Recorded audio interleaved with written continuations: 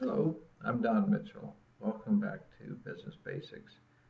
This lesson continues looking at ways to reduce investment intensity for your organization as well as your stakeholders such as customers and suppliers. Our focus in lesson 43, today's topic, is on operating virtually.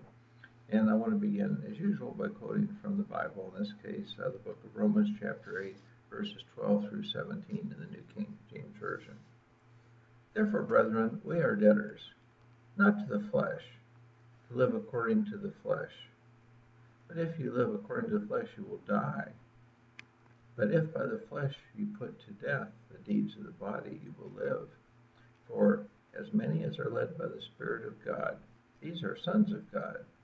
For you did not receive the spirit of bondage again to fear, but you received the spirit of adoption, by whom we cry out, Abba, Father.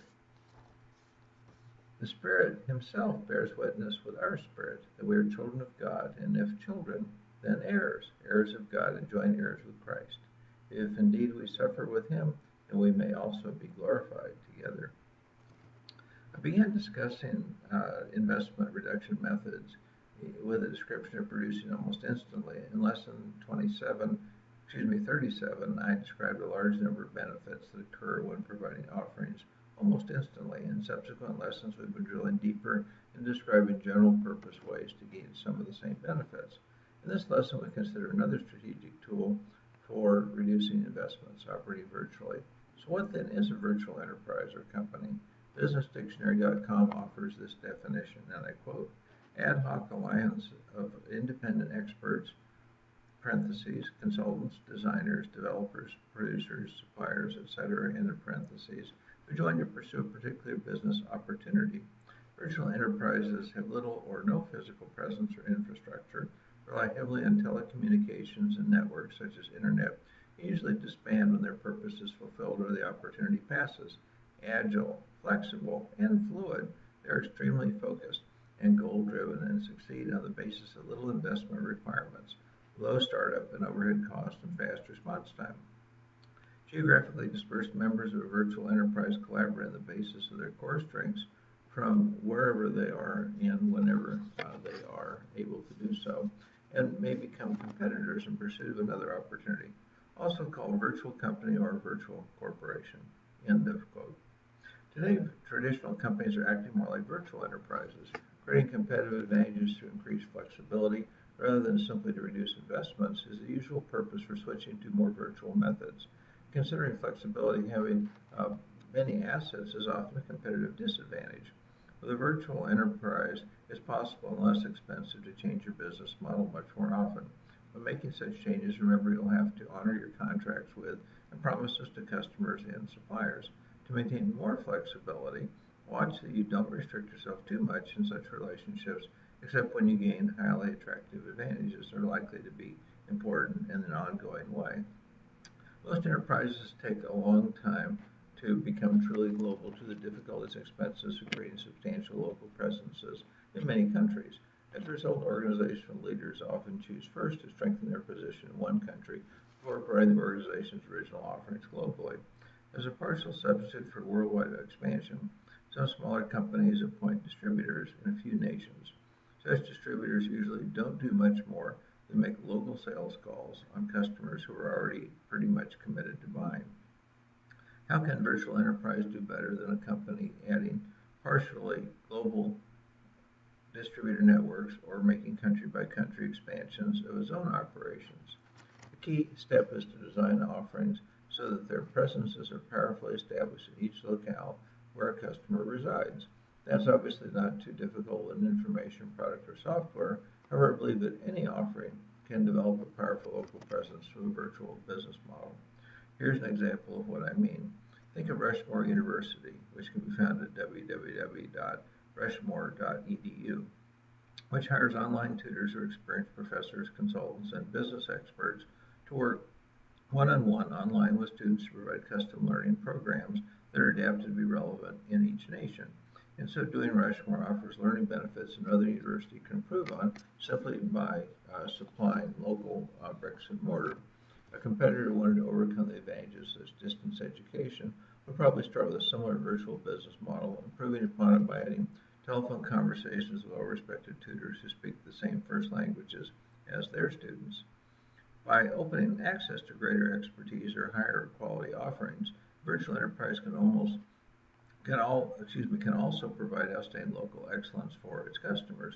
With either approach, the virtual company's management will focus on adding local quality enhancements rather than just provide local distributors and company operations. To see how the virtual business model shifts the management focus in a helpful way. In most cases, virtual companies can gain valuable advantages by using local specialists to produce whatever aspects of their offerings don't travel well. You see this principle applied by the microbrewing industry in the United States. Consider Boston Beer Company, best known for its Samuel Adams brand. The company provides tasty, high-quality, prize-winning products, aggressively touts its extensive use of expensive ingredients and careful production methods and television advertisements displaying sections of its small Boston, Massachusetts brewery. Few customers realize that when they are more than 100 miles from Boston, Samuel Adams beer or ale they're drinking is probably brewed, bottled, and distributed according to Boston Beer's recipe and specifications by a major local brewer whose regular beer the customer probably wouldn't touch with a 10-foot pole. Clearly, Boston Beer is operating a lot like a virtual company while giving the impression of not being one. Your virtual company may wish to do something similar. Since it's expensive to ship water around, international beverage companies have long done something similar, either by using local high market share companies as suppliers and distributors, or by licensing their brands to the same companies while personally directing branded marketing. To properly coordinate their activities, most global companies require very complex computer networks tied together by dedicated communications. A smaller organization can instead use off-the-shelf software and networking products to create a near equivalent over the internet. Keep in mind that a virtual structure also provides smaller organizations with important cost advantages. They're frequently even more significant than the reduced investment requirements. Virtual companies often have no physical premises. Employees are kept to a minimum. Quite a large company might have only 10 employees working from laptop computers wherever they happen to be. Some virtual companies have no two employees working in the same city. Supplier service organizations such as accounting and human resources firms often play formal roles as permanent parts of virtual companies. Increasingly, even core functions such as developing offerings and launching new products are handled by virtual partners. In addition, virtual companies typically find it easy to work with other virtual companies. When such connections occur, the entire supply chain is unburdened from investments that would hurt cash flow, slow growth, and reduce flexibility. Linking virtual companies with customers and suppliers that have already made substantial improvements can also help reduce the investment intensity for such stakeholders firms by allowing them to provide more offerings from their extensive facilities without added investments. The virtual company can use its great communications links to customers and virtual partners to provide offerings almost instantly. In fact, it will be hard to produce almost instantly without having many of the linkages a virtual company must use.